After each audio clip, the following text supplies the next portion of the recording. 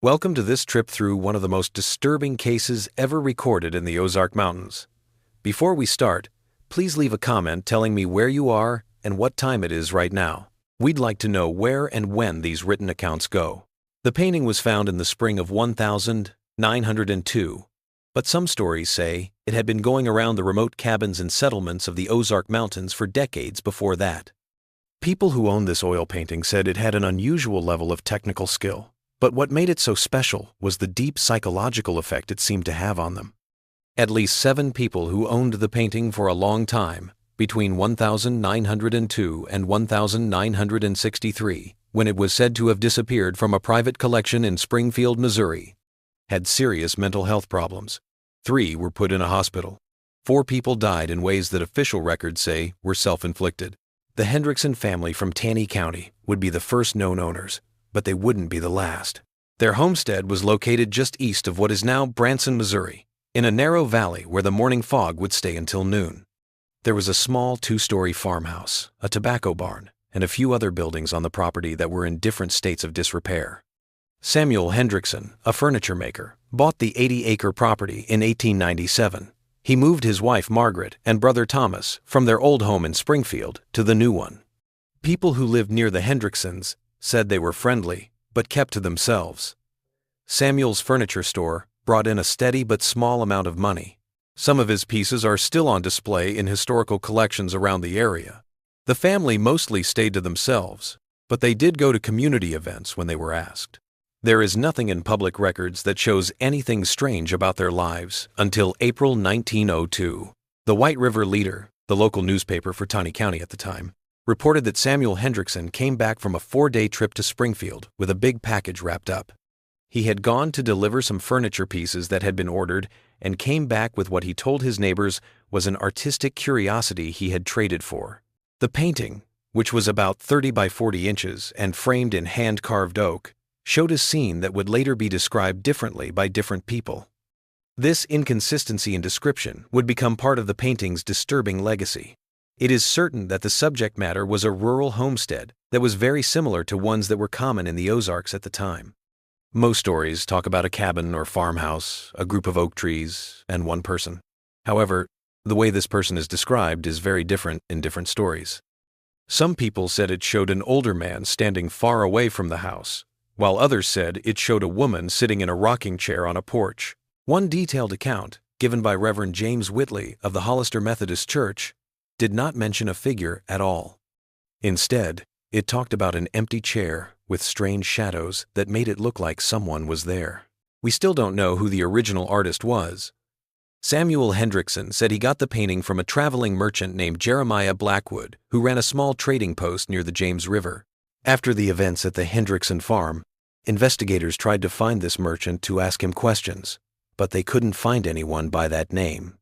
The county clerk's office has no record of a Jeremiah Blackwood getting a business license, and that name doesn't show up in any census data for the area going back to 1870.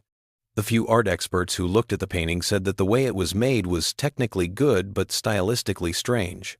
William Barrett, a professor at the Missouri Art Institute, wrote about the painting after seeing it briefly in 1927.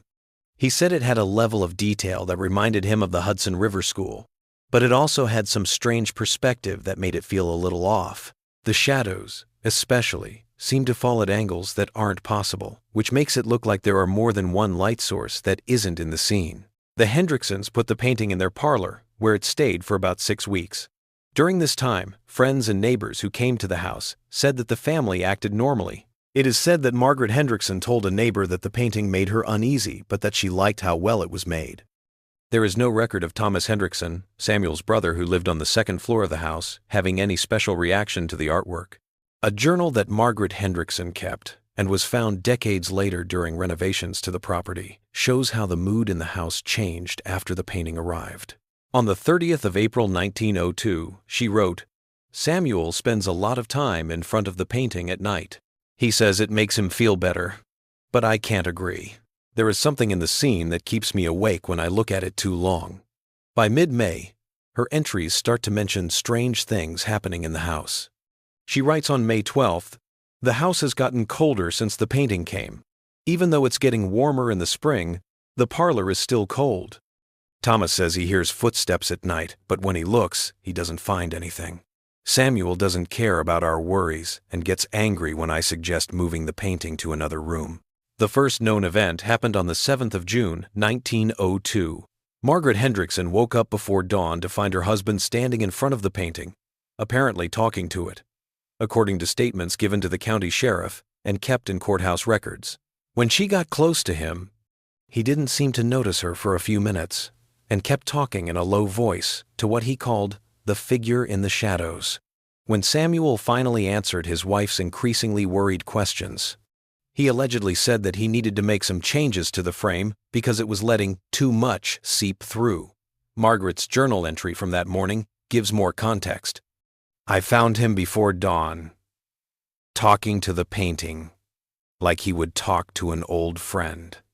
When I finally got his attention, his eyes seemed unfocused, as if he had just woken up. He said the frame needed repair, but I can't see any damage to it. When I suggested taking the painting down until he had rested, he got upset in a way I have never seen in our 15 years of marriage. Samuel's behavior became more and more strange over the next 2 weeks.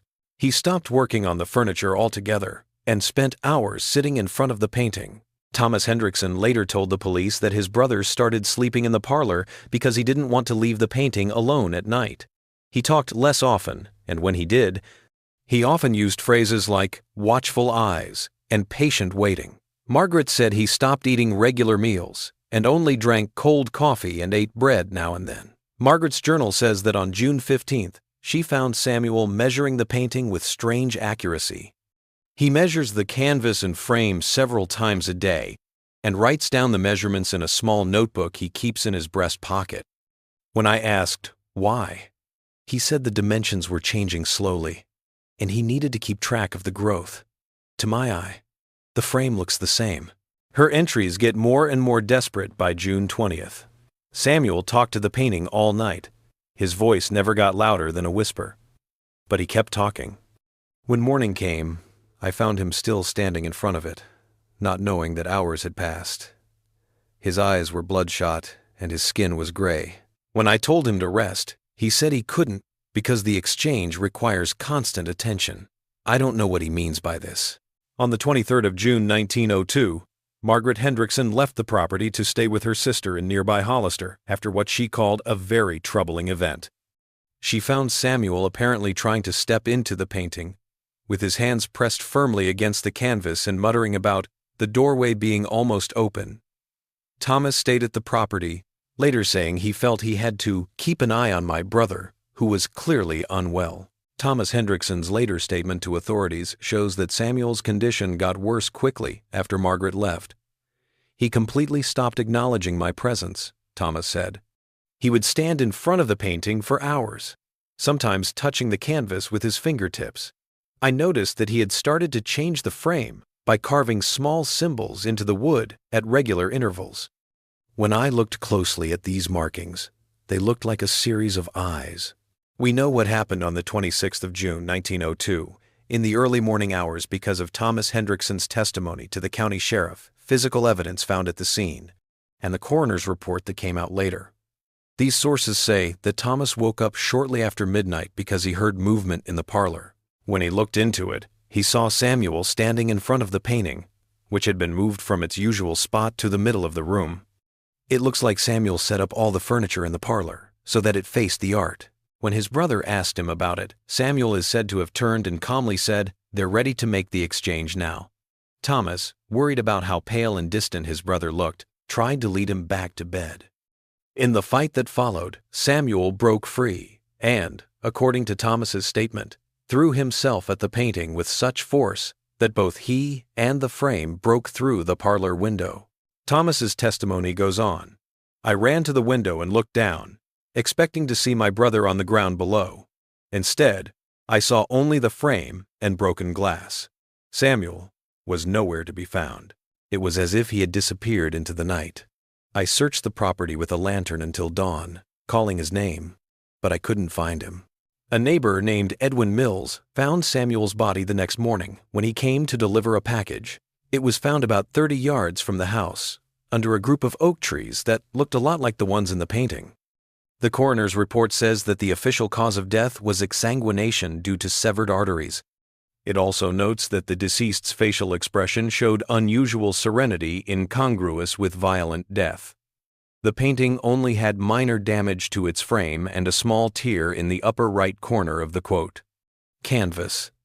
A detail omitted from official records, but preserved in local oral history, claims that the position in which Samuel's body was found, seated with his back against an oak tree, face turned toward his home, exactly mirrored the position of the figure in the painting as it appeared after his death. It's not clear if this alignment was a coincidence or planned. After Samuel Hendrickson died, Margaret took the painting off the property and told neighbors she couldn't stand to look at it. Local records say that she sold it to Augustus Wheeler, a well-known businessman from Forsyth, the county seat, for an amount that is not known. Wheeler, who collects regional art and artifacts, is said to have bought the painting because he was interested in its history after hearing rumors that it was connected to the Hendrickson tragedy. Wheeler would keep the painting for about 9 months. He kept it in his study, which was in the eastern wing of his big Victorian house that looked out over the White River. During this time, Wheeler wrote a lot in his journals, and after he died, the Taney County Historical Society got a few volumes of them. These writings give the most detailed first-hand account of how the painting looked and what it did. In his entry dated August 12, 1902, Wheeler describes the painting as competently executed in the realist tradition, though with certain peculiarities of perspective that create a subtle but persistent sense of unease. He notes that the homestead depicted bears resemblance to several properties in the Buffalo Creek area, but that no exact match exists to my knowledge. Most significantly, Wheeler writes that the human figure, initially appearing to be that of a man standing at the tree line, seems to have shifted position slightly since my acquisition. He adds, I have examined the canvas carefully and find no evidence of tampering or that it is anything other than a conventional oil painting. Yet, the impression of movement persists. Wheeler, in contrast to the Hendricksons, examined the painting with academic dispassion. His early entries show that he looked into where it came from and how it was made in a methodical way. He reached out to a number of artists in the area to see if they knew the style or technique, but none of them could tell who made it. He even tried to find the exact property shown, going to places that looked like the painting's landscape several times, but he couldn't find a perfect match. But by September, the tone of Wheeler's entries starts to change. He writes on September 28th, I find myself increasingly drawn to study the painting at odd hours. Twice this week I have awakened in the middle of the night with an inexplicable urge to verify its condition. He continues, the figure which I initially perceived as a man at the edge of the forest now appears to have advanced several paces toward the house.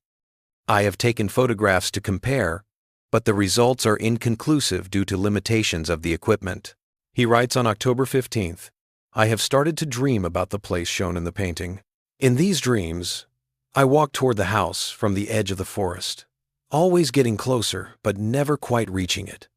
I feel like something important is waiting for me inside, and I am disappointed when I wake up. Later entries show that Wheeler was becoming more and more interested in the painting. He says that by the end of October, he had moved a cot into his study so he could keep watching things at night. He says that he kept waking up to see if the figure had moved while he was sleeping. He started to cancel social and business meetings, saying he needed to continue my research without interruption. Wheeler's handwriting gets worse by December, and his entries become more and more broken up, focusing almost entirely on the painting. He writes about how he hears whispers coming from the canvas when the house is otherwise quiet, and how the air feels cooler when he sits in front of it for a long time. His entry for December 24th says, the figure is now at the edge of the porch steps. I know this for sure because I measured the distance with calipers and wrote it down exactly. There is no doubt that it has moved. What's more, I now know for sure that the figure is looking right at the viewer, at me. That gaze shows that it knows me. Wheeler's journal from January and February 1900, and 3 shows that his health was getting worse and he was becoming more and more alone. Staff at the house said he hardly ever left his study, where he ate and often refused to let even close friends in. He wrote about how the barrier between him and the painting was getting thinner, and how the canvas seems more like a window than a painted surface at times. His last full entry, from the 3rd of March 1903, says, "It is not a painting of a place. It is a window to it. The figure watches me as I watch it, patient, waiting for recognition. I understand now what Hendrickson discovered.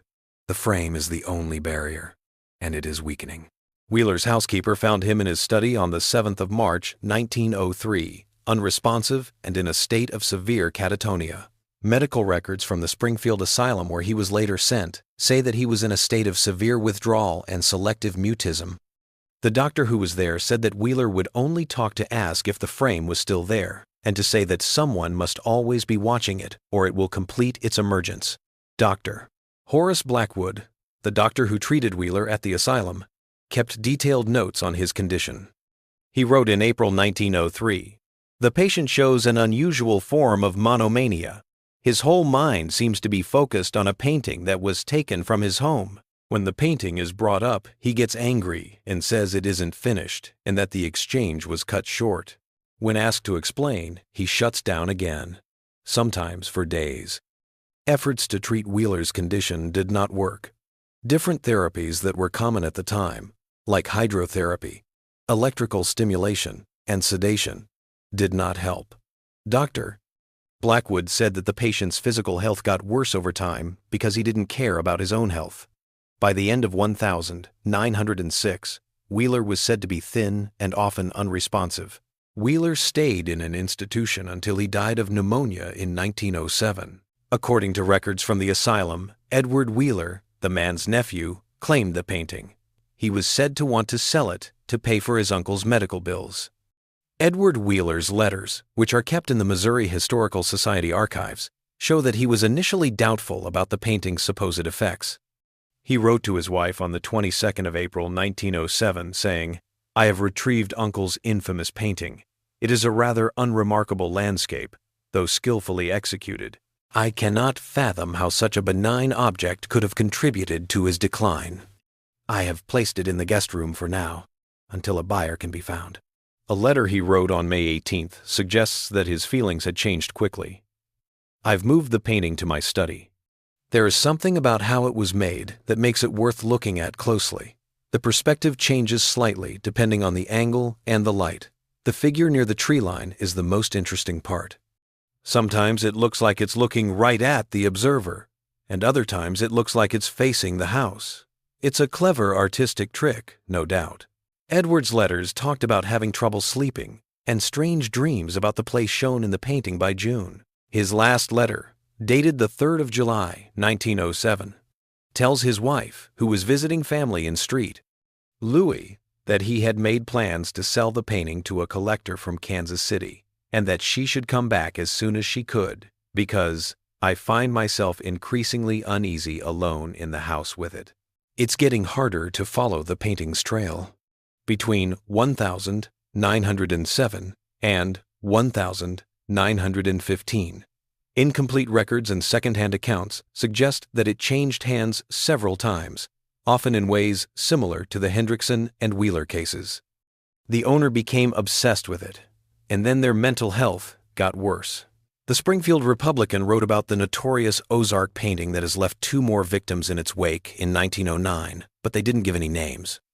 In 1912, the Joplin Police Department received a report about the disappearance of Walter Grange, a shop owner in the area. Grange's business partner filed the report, which says that the missing man had recently bought a large oil painting of an Ozark homestead and had become more and more interested in it.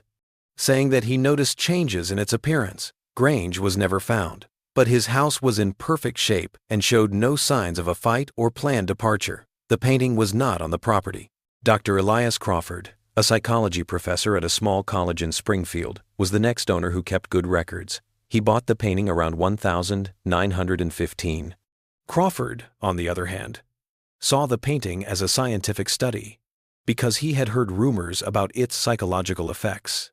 He bought the piece on purpose and as an experiment, either to prove that what he thought was superstitious folklore was false or to record an unusual psychological phenomenon. Crawford carefully wrote down everything he saw and in 1919, they were published in a little-known academic journal. He started out in a methodical way. He put the painting in a room in his house that he had set up just for it. He made sure it was in a spot where he could see it from his desk, but not take up too much of his field of vision. He made it a habit to look at the painting for exactly 30 minutes every day and write down how he felt before and after each session. Crawford said that for the first month, there were no strange effects. He talked about the painting in clinical terms, pointing out that the brushwork was good but not very interesting and the composition was standard. He specifically said that, unlike what had been said before, he saw no changes in the position or appearance of the figure, which he described as an older man in dark clothing, standing at the edge of a wooded area, facing away from the viewer. Crawford's early notes show that he was determined to look at the painting in a scientific way. He writes, "If this object does indeed produce the psychological effects attributed to it, the mechanism must be identifiable through careful observation. I hypothesize that certain visual elements, perhaps the perspective or color relationships, trigger specific neurological responses in susceptible individuals." He conducted various experiments to test his hypothesis, including viewing the painting under different lighting conditions, from various distances and angles, and while in different psychological states. He even asked a few coworkers to look at the art and write down what they thought, but none of them said anything strange happened during these short visits. Crawford's notes, on the other hand, start to change in small ways after the second month. He says that when he looks away from the painting, he sometimes sees movement in the corners of his vision, but he thinks these are just expected psychological effects of prolonged focus on a static image. He watches the painting for an hour, twice a day. Crawford writes, on the 12th of October, 1915, "I have begun to notice a strange thing when I look at the painting in the late afternoon. As the natural light fades, the shadows in the scene seem to get deeper in a way that doesn't make sense. The effect is subtle, but always there. The most noticeable shadow is the one cast by the figure, which sometimes seems to stretch toward the viewer's position, beyond the logical boundaries of the painted scene." Crawford's notes show that he is becoming more unsure about the figure he is studying in his third month of study. He writes, "Upon close and extended observation, I find it increasingly difficult to discern whether the figure is, as I initially believed, facing away from the viewer, or if it is, in fact, turned slightly toward the observer. The posture suggests the former, while the suggestion of facial features, previously unnoticed, implies the latter." By December, Crawford had abandoned his initial experimental protocols in favor of prolonged, immersive observation. During this time, his notes become more personal, with more and more mentions of how the painting made him feel and how it affected his mind. He says that when he looks at the art, he feels a deep sense of recognition, as if the scene has some personal meaning that he can't quite remember. Helen, Crawford's wife, grew worried as his research got more intense. She wrote to her sister on the 23rd of April 1916 that Elias had become completely absorbed in his studies and was watching them for most of the time he was awake. She says that he had started to cover all the mirrors in their house and that he didn't like seeing his own reflection, which she found very worrying. Helen wrote, "He talks about the painting like it's a puzzle to be solved." She was worried that it was taking over his life. "Last night, I found him standing in front of it at 3 a.m, whispering to himself. When I asked what he was doing, he said he was listening for the answer. He is getting thin and pale, and his academic friends have started to ask about his long absence from campus." Crawford had stopped following his formal observation schedule by June 1916. His notes, which used to be organized and objective, become more and more abstract and philosophical as he thinks about how observation and the reciprocal gaze are both open to interpretation. He keeps talking about the exchange and the offering, two ideas that he never fully explains but seem to be very important to his fading worldview.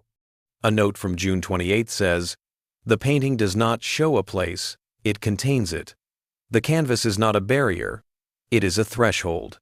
The figure is not painted, it is imprisoned, waiting for recognition and release. I understand now what happens to those who study it too closely. We do not go mad. We simply begin to see what has always been there. hidden behind the veil of conventional perception. Helen Crawford's last letter about her husband's health, which she wrote on the 8th of August 1916, says that she found him standing in front of the painting at 3 in the morning, with his nose almost touching the canvas and whispering as if he were talking to someone. He supposedly told her when she asked that he was negotiating terms and that an agreement had almost been reached. Helen came home from visiting her sister on the 10th of August 1916 to find their house empty. The painting stayed where it was, but Elias Crawford was nowhere to be found. There were no leads in the search of the area around his home. His disappearance is still officially unsolved, but for decades, people in the area said they saw him wandering the remote hills of the Buffalo River region, apparently lost, and talking about having crossed over but not being able to stay. The police report mentions a small camera set up on a tripod facing the painting, which the newspapers did not. The last picture taken, which was developed from the film in the camera, showed the painting as it had been described before, but with one big difference. The figure, which had been described as standing at the edge of the forest or on the porch steps, was now shown standing right in front of the canvas, facing outward, as if it were about to walk through a door. Helen Crawford later sold the painting to pay off debts. It went to a private collector in Kansas City, but records don't make it clear who that person is. For about 10 years, there isn't much information about where the painting is or what it does.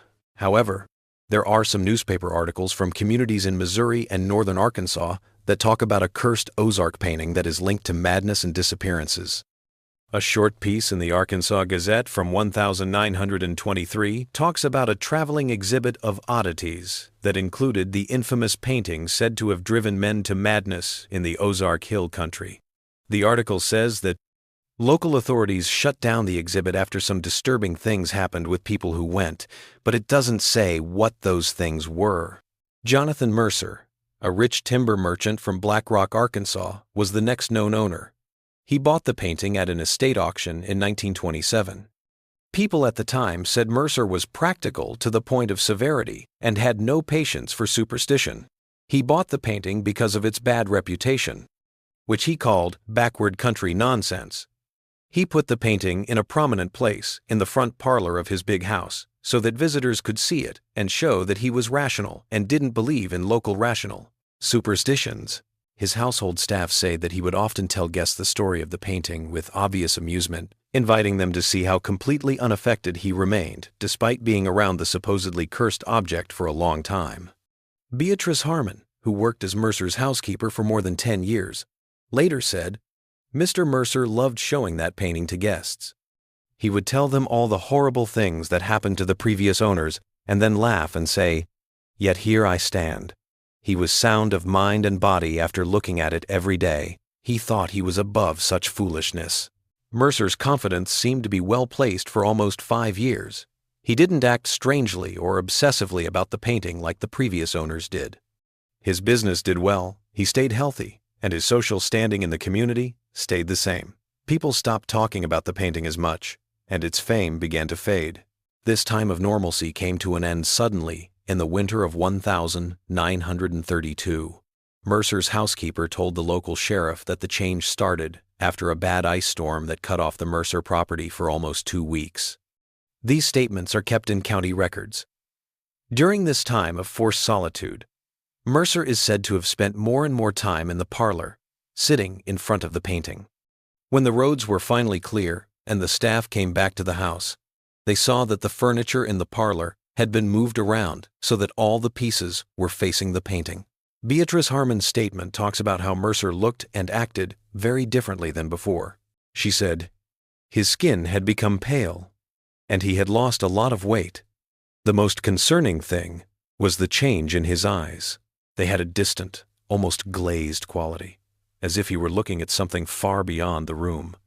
When I asked about his health, he acted like he was waking up from a deep sleep and then told me he was more well than ever before. Mercer looked and acted very differently. He had lost a lot of weight, and his once neat appearance had become messy. He didn't talk much, and when he did, he only gave short answers.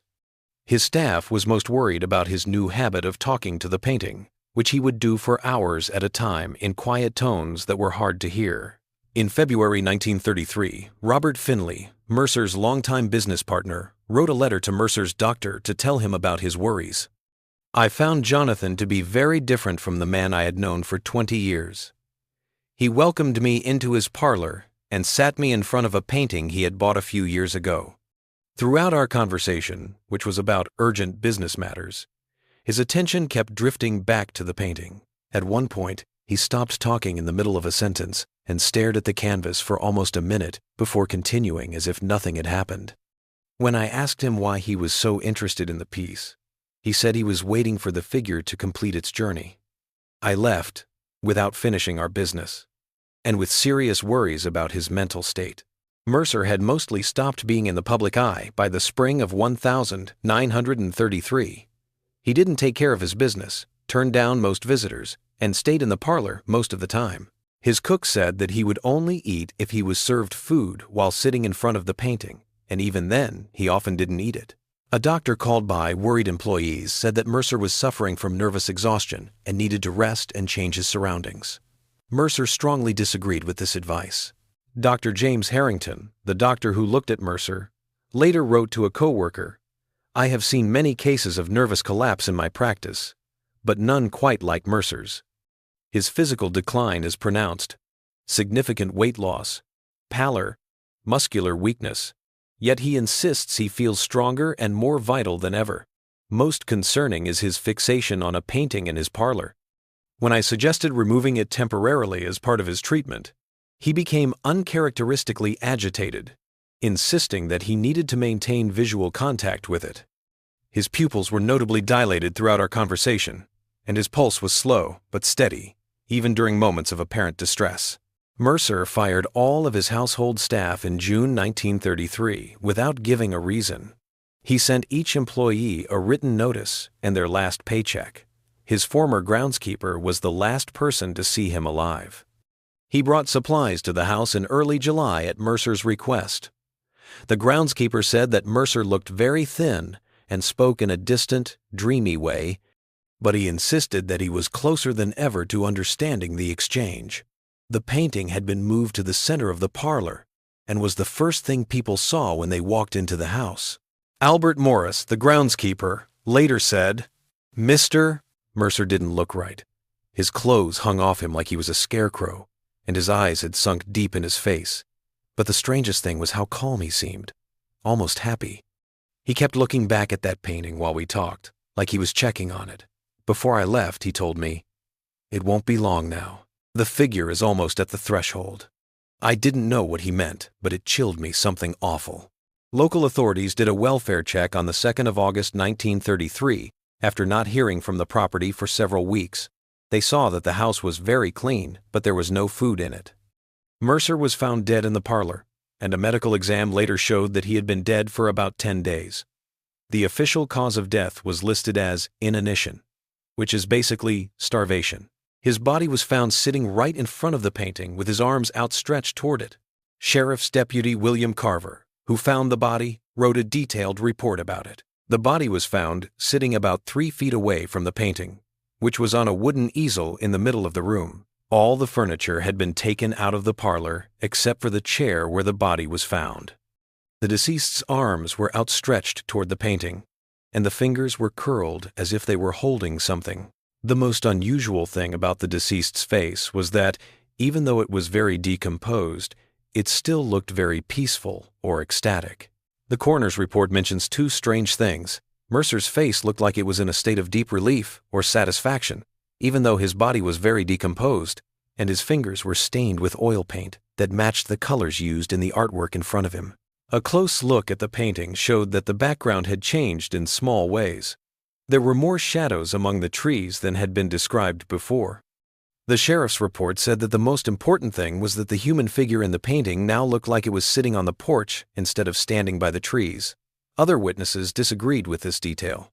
Dr. Edwin Marshall, the county coroner who looked at Mercer's body, wrote in his private journal, "In my 30 years of practice, I have never seen a corpse with such an expression." Despite the grim circumstances of his death alone, emaciated, surrounded by evidence of self-neglect, his features conveyed neither suffering nor fear, but rather a transcendent joy. Most peculiar were the paint stains on his fingers, which matched exactly the pigments used in the artwork before him. Whether he tried to change the painting or just touched its surface is impossible to tell. After Mercer died, his only living relative, a cousin from Street Lewis, claimed the painting and quickly sold it to a private collector. The painting changed hands many times over the next 30 years, with no one person keeping it for more than a few years. There were still reports of its psychological effects, but none were as dramatic or well documented as the ones that came before. In 1939, the painting was briefly owned by Morris Holloway, a rich businessman from Street Lewis who was interested in the paranormal. Holloway's private journals, which were published after his death in 1952, show how he worked with the art.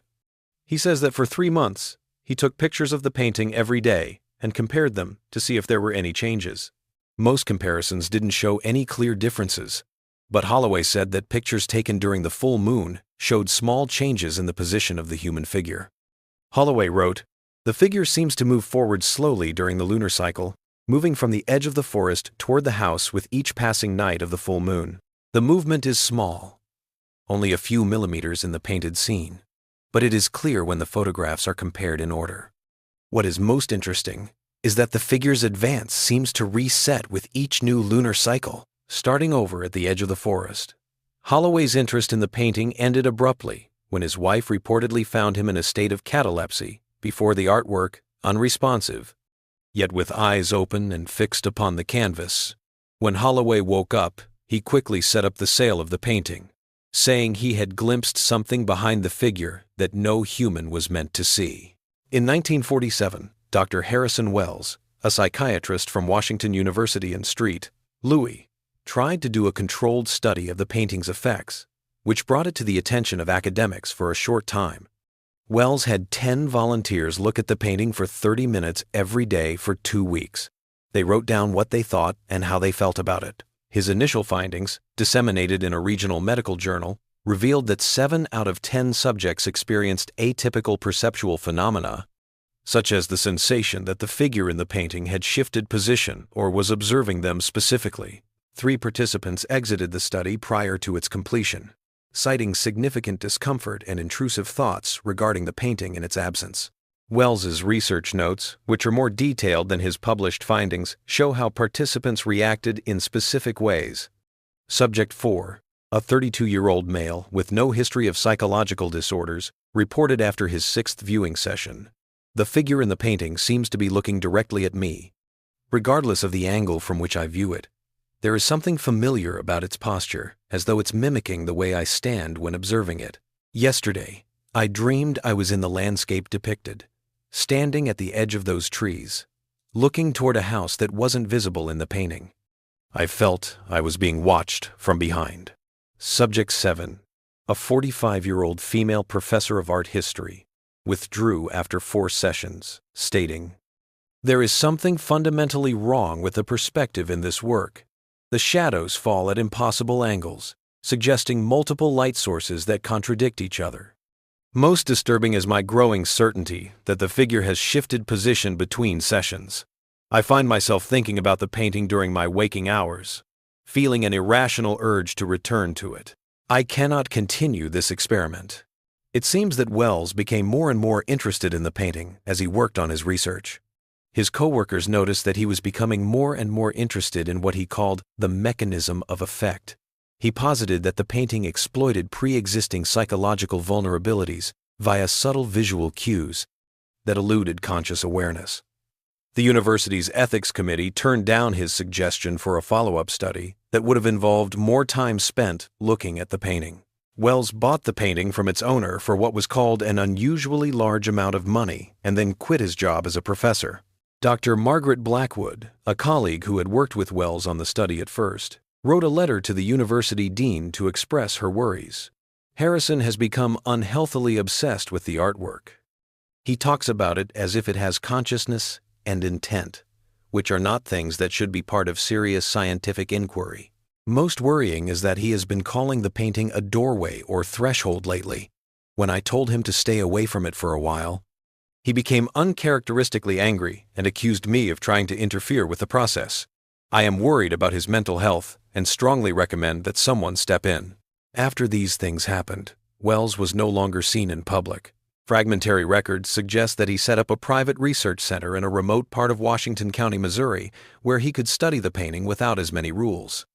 James Morrison, a former graduate assistant who worked with Wells at this facility for a short time, later said that the doctor had come up with complicated ideas about where the painting came from and what it was. He thought that the unusual pigments used to make the artwork were meant to change people's states of consciousness. Morrison said in an interview that was published in a paranormal research journal in 1957 that he spoke of ancient techniques, rediscovered by the artist, involving substances derived from certain fungi found only in the deepest ravines of the Ozark Highlands. Most disturbing was his insistence that the painting served as a bridge between our reality and another, and that the figure depicted was not painted, but rather captured or trapped between worlds. According to Morrison, Wells had begun to experience visitations during which he claimed to receive guidance from the figure in the painting.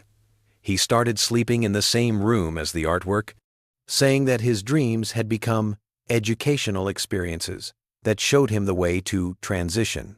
By the time Morrison left the facility in early 1952, Wells had reportedly begun getting ready for what he called the exchange, which he thought would help him cross the line. A fire destroyed this building in 1952, and it is said that Wells died in the fire, but his body was never found among the remains. One report says that the painting survived because it was kept in a fireproof case that was made just for it. The report from the county fire inspector says that the fire had a few strange things about it.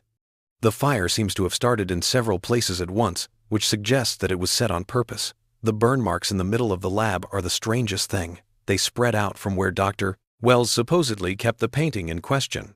The steel case that held the artwork was found intact in the ruins, with no signs of fire on its surface, even though the area was hot enough to melt glass fixtures. Elizabeth Carver, a wealthy widow from Springfield, was the last known owner of the painting. She bought it at auction in 1958. Carver seemed to understand and accept the painting's reputation, unlike previous owners. A journal found among her things after she died shows that she had been researching the painting for years before she bought it, getting stories about its history and effects from different sources in the area. Carver's background may help explain why she painted the way she did. Before she married Henry Carver, a businessman, she studied anthropology at Vassar College. She was especially interested in folk beliefs and rituals. After her husband died in 1950, she put a lot of time and money into looking into paranormal events and what she called threshold experiences, which were stories of people who said they had briefly entered other planes of existence.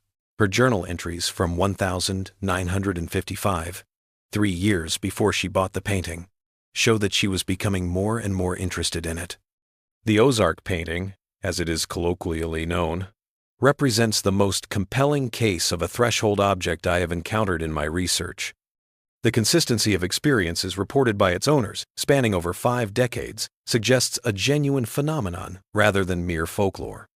Most significant is the recurring motif of the exchange, a concept mentioned by multiple owners despite no apparent communication between them. By 1957, Carver had compiled an extensive dossier on the painting, including interviews with relatives of previous owners and anyone who had encountered the artwork directly. Her journal shows that she was methodical about figuring out what she thought was its true nature. The standard view that the painting somehow drives people insane is too simple and doesn't explain much. The way it affects people suggests something much deeper, not mental decline, but a gradual change in how people see things that helps them see the painting for what it really is, a point of contact between realities. Carver's journal entries imply that she perceived the painting not merely as an object of curiosity or study, but as a possible portal to an alternative mode of existence. She writes about a feeling drawn to its promise and being tired of this world of limitations. Carver's writings, on the other hand, are clear and methodical throughout, recording her growing relationship with the painting in a way that is both unsettling and clear. In one entry from March 1962, she writes, "It needs a willing participant. The others fought against the exchange, even though they wanted it. Their resistance made the madness. I will not resist. I will finish what they could not."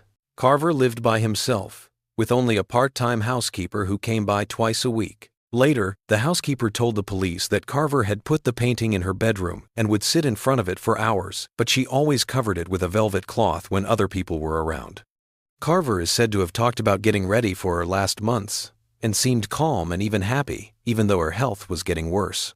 Martha Jenkins, the housekeeper, said, "Mrs. Carver changed in the months after she got that painting, but not like you'd expect from the stories. She didn't get nervous or scared. In fact, she became more calm and at peace. She told me once that she'd finally found the door she'd been looking for all her life. When I asked what door she meant, she just smiled and said, 'I wouldn't understand yet.'" Carver did a number of strange things in the weeks leading up to her disappearance. She changed her will to leave her large estate to a number of schools. Her lawyer called the process methodical divestment, and she gave away or threw away most of her personal things. For example, she had a special frame made for the painting, which was a complicated structure of old oak with symbols that Jenkins said looked like eyes or doorways.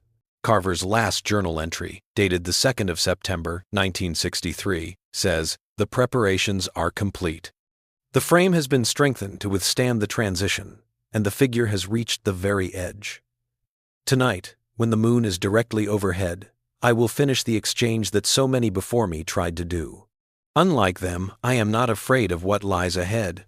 I have no attachment to this pale shadow of existence. I go willingly, fully aware of the irreversible nature of the transition. What they saw as madness, I see as transcendence." The housekeeper came to Carver's house on the 4th of September 1963 and found it empty. A thorough search of the property turned up no sign of the elderly woman, but there was no sign of a struggle or forced entry. She made her bed well. There was a cold cup of tea on the table next to her reading chair, and her clothes were neatly put away in her closet. The painting that had been hanging on the wall across from her bed for 5 years was gone. The frame, which was still there, was empty. The police report from Jenkins gives a description of the scene. Everything was in perfect order, like Mrs. Carver had just stepped out for a moment, but something felt wrong about the room. It was cold, colder than it should have been on a September morning, and there was a smell I couldn't place, like earth after heavy rain. The strangest thing was the frame. It was still hanging on the wall, but the painting was gone. Just an empty frame, with no sign that the canvas had been cut or removed forcibly. Detective Howard Branson, who was in charge of the investigation into Carver's disappearance, wrote in his official report, "No evidence of foul play or planned departure." The subject's purse, which had identification, keys, and about $200 in cash, was found on the bedside table. Her car is still in the garage. The most unusual thing is that the artwork is missing, which was worth several $1,000s according to insurance records, while the ornate frame remains undisturbed. There were no fingerprints found on the frame, except those matching the subject and her housekeeper. There has never been any sign of either Elizabeth Carver or the canvas itself. A distant relative eventually claimed the empty frame after a long investigation. They gave it to the Missouri State Historical Society, where it stayed in storage until 1968, when a fire in the archive facility destroyed it and many other artifacts. Dr. Catherine Wheeler, the curator who handled the donation and was not related to the previous owner, wrote down her thoughts. "The frame is unusual, both in how it was made and how it looks. The wood looks like oak and is much older than you would expect for something made in the last 10 years. The most interesting part is the symbols carved at regular intervals around the inner edge. They look like stylized eyes, or maybe keyholes. The craftsmanship is amazing, but the overall effect is very unsettling." Dr. Wheeler also noted that the inner edge of the frame showed strange wear patterns, as if the wood had been subjected to a lot of pressure or heat along the border that would have touched the canvas. She also noticed a faint but persistent smell coming from the wood that reminded her of ozone or an electrical discharge. Over the years, there have been rumors that the painting has shown up in private collections or faraway galleries. In 1972, a regional art magazine published a picture that claimed to show the artwork, but the picture is of poor quality, and the source is unknown. The article that came with the picture quoted an anonymous collector who said they saw the painting in a small gallery in Eureka Springs, Arkansas. They said it was a rather unremarkable landscape, distinguished only by the uncanny sense that the solitary figure it depicts seems to be looking directly at the viewer, regardless of viewing angle. In 1986, an old man from Branson, Missouri, said he had seen the original painting in the home of a reclusive neighbor. He wrote about it in a local newspaper and said that the painting had changed a lot from earlier descriptions. It now shows a farmhouse that looks like any other in these hills, but there are no people in it. When he asked his neighbor about the painting's past, the neighbor smiled and said, "The exchange was completed long ago. The door stands empty now." The neighbor's name was only E.C. The article said that she was an old woman with good manners and a lot of energy, even though she looked very old. When reporters tried to find this person for follow-up interviews, they found that the address given was empty and that there had been no recent occupants, according to local records. In 1994, during renovations to the original Hendrickson property near Branson, a photo album was found. This may have been the most interesting thing to happen in the painting's story. The album, which was found sealed inside a wall cavity, had a number of pictures from 1902, including one that claimed to show the famous painting. The photo is old and damaged by water and time, but it clearly shows a landscape with a rural homestead and a stand of trees. What stands out the most is that there doesn't seem to be any people in the scene, even though written accounts from the time always mention this. Dr. James Morrison, an art historian, came up with a disturbing theory. What if the figure was never part of the painted scene at all? What if what witnesses saw was something reflected in or projected onto the canvas, maybe even a part of their own mind? This would explain why different people gave different descriptions of the figure's appearance and position. Dr. Eleanor Blackwood, a parapsychologist, wrote a book in 1996 called Threshold Objects as Gateways Between Worlds that gave a different explanation. Blackwood posits that the Ozark painting functioned as a permeable boundary between realities, with the figure symbolizing an entity endeavoring to transition from one plane to another. The discrepancies in witness accounts illustrate the entity's gradual advancement towards total transformation, a process necessitating a voluntary human participant to swap positions with it. Researchers and people who are interested in the painting keep looking for it because of its dark past, and the question at its heart: was the Ozark painting just a trigger for psychological problems that were already there? Or was there something truly strange about how it changed and seemed to have an effect on people? We may never know for sure without being able to look at the painting itself.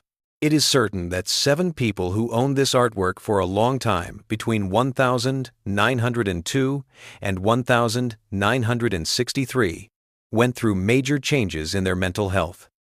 Their decline exhibited strikingly analogous trajectories: initial intrigue devolving into obsession, escalating seclusion, incessant allusions to the figure, the exchange, and crossing over, culminating in a total disengagement from conventional human preoccupations, including self-preservation.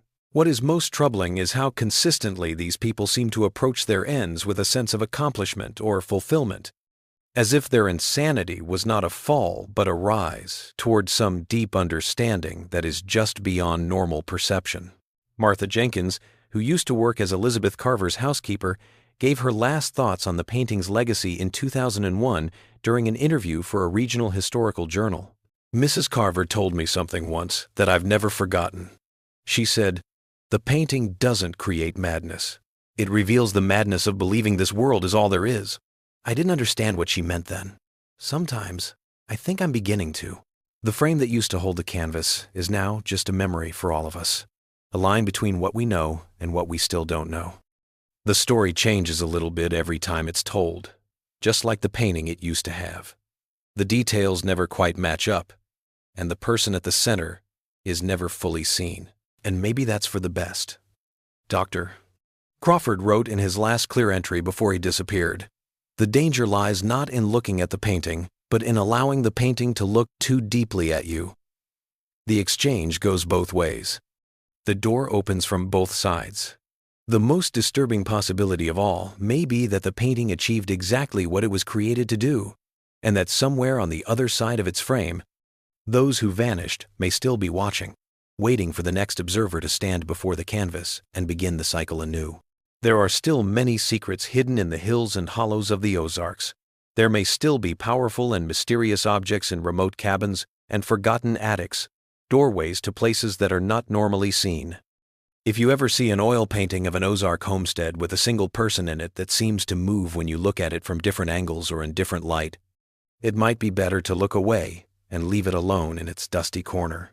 This is because some doors, once opened, can't be easily closed again, and some exchanges, once started, must be finished.